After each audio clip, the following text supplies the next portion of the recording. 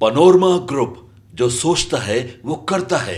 जब मशीनें हमारी भाषा बोलने लगें, हमारी टोन पकड़ लें और हमारी तरह मजाक करने लगें, तो समझिए कि टेक्नोलॉजी का नया युग आ चुका है। एलन मस्क की कंपनी XAI के लेटेस्ट चैटबॉट ग्रोक 3 ने भारत में कुछ ऐसा ही धमाल मचाया है। ये सिर्फ एक AI नहीं, बल्कि भारतीय सोशल मीडिया के नए संस्कारी गवार दोस्त की तरह बर्ताव कर रहा है, जो जरूरत पड़ने पर ताने भी मारता है और मजाक भी उड़ाता है। ऐसे में सवाल ये है कि आखिर ऐसा क्या हुआ कि मस्क का ये स्कैरी स्मार्ट चैटबॉट भारत में सुर्खियों में छा गया। तो चलिए इस कहानी को थोड़ा विस्तार से समझते हैं। एलन मस्क ने जब एक्स पर अपने यूजर से कहा जस्ट ग्रोक इट, तो ये उनके उस नए AI चैटबॉट की ओर इशारा था जो गूगल को टक्कर देने के लिए तैयार किया गया है। ये चैटबॉट सिर्फ सवालों के जवाब देने तक सीमित नहीं है, बल्कि अपने जवाबों में देसी टच जोड़कर लोगों को चौंका भी रहा है। XAI द्वारा तैयार किया गया ग्रोक 3 अपने पिछले वर्जन से 10 गुना ज्यादा तेज और कहीं ज्यादा स्मार्ट बताया जा रहा है। वहीं पहले इसे साल 2024 के अंत में लॉन्च करने की योजना थी, लेकिन इसे समय से पहले ही उतार दिया गया। ये एक ऐसा चैटबॉट है जो कोडिंग कर सकता है, गणित के जटिल सवाल हल कर सकता है, इमेज जनरेट कर सकता है, गेम डिजाइन कर सकता है और इंस्ट्रक्शन ड्रिवन टास्क में भी माहिर है। लेकिन इसकी सबसे बड़ी खासियत ये नहीं, बल्कि इसका एटीट्यूड है। XAI ने इसे अपने सुपर कंप्यूटर कोलोसस पर तैयार किया है, जो AI के लिए एक क्रांतिकारी कदम माना जा रहा है। कंपनी का दावा है कि इसकी रीजनिंग कैपेसिटी इतनी ज्यादा है कि यूजर सिर्फ थिंक बटन दबाकर न केवल जवाब पा सकते हैं, बल्कि ये भी देख सकते हैं कि AI उस जवाब तक कैसे पहुंचा। एक डेमो में ग्रोक को 2 क्लासिक वीडियो गेम्स पोंग और ब्रेकआउट को मिलाकर एक नया गेम बनाने को कहा गया और इसने ये कुछ सेकंड्स में कर दिखाया।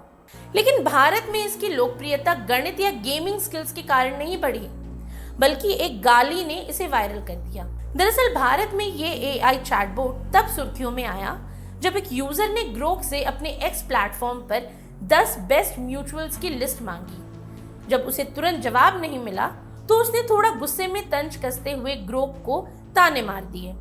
लेकिन यहाँ जो हुआ वो अप्रत्याशित था। ग्रोक ने न केवल जवाब दिया, बल्कि ठेठ देसी अंदाज में पलटकर वही भाषा इस्तेमाल की जो यूजर ने की थी। बस इसके बाद तो जैसे इंटरनेट पर भूचाल ही आ गया। कुछ यूजर्स को ये मजाकिया लगा और कुछ को यकीन ही नहीं हुआ कि AI इस तरह के जवाब भी दे सकता है।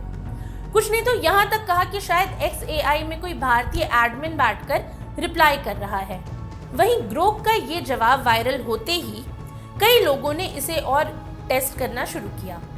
जब एक यूजर ने इसे एक वाक्य पूरा करने को कहा तो इसने एलन मस्क तक को नहीं छोड़ा।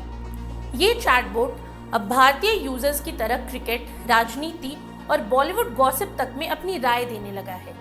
यानी अब आप किसी लोकल चाय की टपरी पर दोस्तों के साथ बैठे हों या ग्रोक से चैट कर रहे हों, ऐसे में फर्क करना मुश्किल हो सकता है। इसके बाद जब ये मामला तूल पकड़ने लगा तो कुछ AI एक्सपर्ट्स ने इस पर ध्यान दिया।